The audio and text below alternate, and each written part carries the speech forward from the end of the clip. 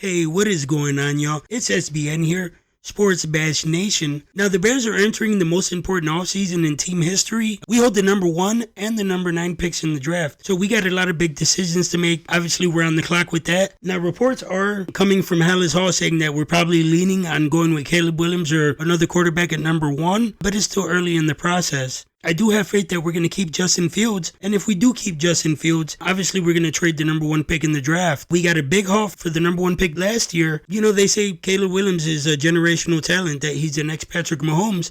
If that's the case, we're going to need a big bounty for that number 1 pick. So I've come up with 5 crazy draft scenarios in which we do trade that number 1 pick. These are pretty wild scenarios, but teams do want Caleb Williams. They're going to have to pay up. Trade scenario number 1, we trade with the Las Vegas Raiders. We get Max Crosby, defensive end. We get their first round pick this year, which is the number 13 pick.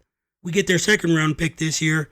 We get a first rounder next year, and possibly a third rounder next year. But in this scenario, we're getting one of the best, if not the best, defensive end in football right now, Max Crosby. Last 2 years, he's been a wrecker. This past year, he had 90 tackles, 23 tackles for a loss, 14 and a half sacks, and 2 forced fumbles. The year before that, he had 88 tackles, 22 tackles for a loss, 12 and a half sacks, and 3 forced fumbles. So that's 27 sacks the last 2 years.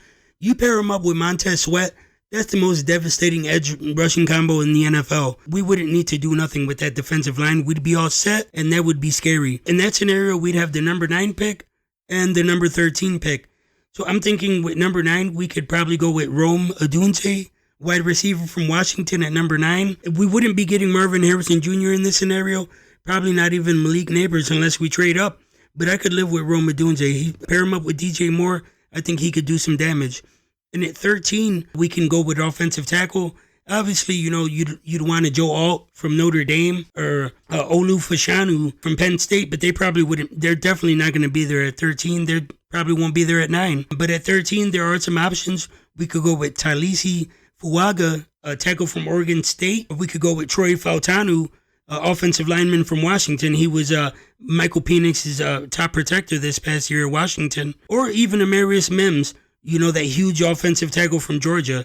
That'd be a great left tackle to put in there. Or even at 13, if Brock Bowers is available, that'd be an option. You know, you get Rome Odunze, Brock Bowers, pair him up with DJ Moore and Cole Kmet. That could be one of the best receiving corps in the NFL, in my opinion. And then we'd have the best defensive line. Yeah, we'd be set up for the future right there. But we could possibly, like I said, trade up, get Marvin Harrison Jr. or even Malik Neighbors, or go get a stud tackle like Joe Alt or Fashanu, like I said.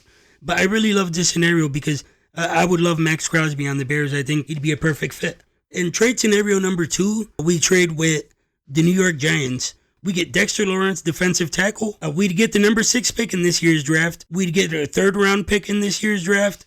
And we'd get their first rounder next year. So we pick up a first rounder next year.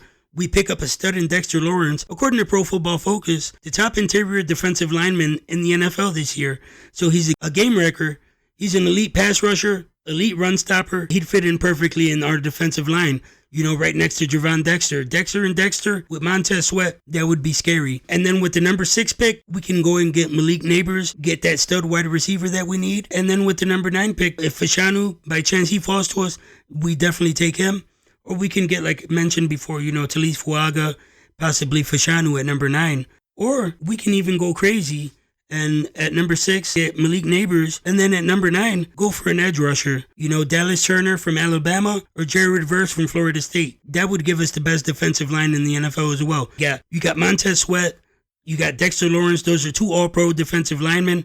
You got an up-and-coming Javon Dexter. You know, we still got Nate Davis. And then we'd get one of the best edge rushers in the draft in Dallas Turner and Jared Verse. That'd be a scary scenario, and that'd be definitely something to consider if we can make that move, because we also get a 3rd round pick and we get a 1st round pick next year. So that's huge. I think if we trade the 1st round pick this year, we got to get a 1st round pick next year again. We got to keep them rolling over and keep building draft capital for the future. Now, trade number 3, I kind of lumped them together because the scenario is pretty much the same. But in this scenario, we trade back with either Washington or New England, the Patriots, to the 2nd or 3rd pick. So in this scenario, we're trading back and we'd get either the 2nd or the 3rd round pick, depending on who we trade with. And then we'd get a 1st round pick next year. If we trade with the Patriots, we'd probably need a 2nd or 3rd rounder in there because we are moving back to number 3. But in this scenario, we move back and we get the guy we all want, Marvin Harrison Jr., and we still got the number 9 pick to go with either an offensive lineman or an edge rusher. If Fashanu's there at number 9, or even a miracle that Joe Alt's there, we definitely go there. We can go Dallas Turner or Jared Verse if they're there, or even Fuaga or Fautanu in that scenario. That'd be a great scenario for us. We get the guy we want, Marvin Harrison Jr. We're going to get a first-round pick next year, which is probably going to be a high first-round pick, kind of like what we did with Carolina.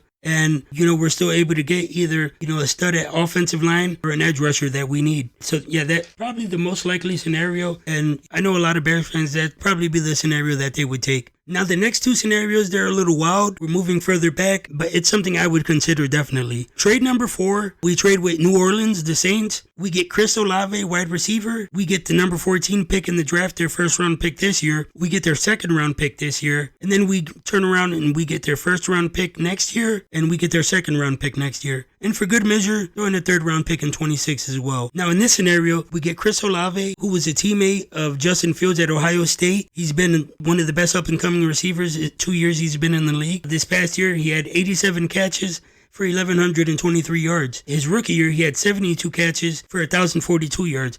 And that's with a lot of, inconsistency at quarterback in New Orleans. So he's familiar with Justin Fields, DJ Moore, and Chris Olave. That'd be a terrorizing duo. And in this scenario, at number 9, go get the edge rusher, either Turner or Jared Verse that I've mentioned before. And at 14, we could go for Brock Bowers, tight end from Georgia, or an offensive lineman with Talisi Fuaga or Fautanu, or even Amarius Mims at Georgia. So in this scenario, we're getting a Pro Bowl level receiver in Olave who's already proven that he can play. We're getting one of the best edge rushers in the draft, and possibly a generational talent in Brock Bowers. So this is definitely a tantalizing scenario.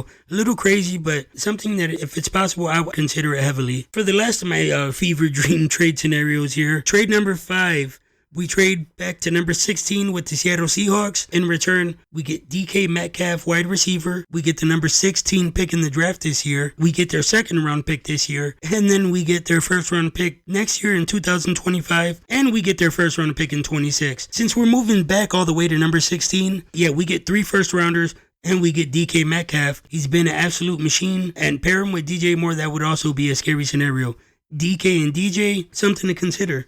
In this scenario, in the draft, we'd have the number 9 and 16 pick. I think we'd be looking at a scenario like I said in number 4, where at number 9, we go for an edge rusher, Turner and Verse. And at 16, we top offensive lineman available. Or if Brock Bowers is available, we can go and do that. Or we can even package those picks, move up, trade Marvin Harrison Jr. or one of the top offensive linemen, Joe Alt or Olu Fashanu. So it's a wacky trade scenario, but it would definitely improve our team a lot.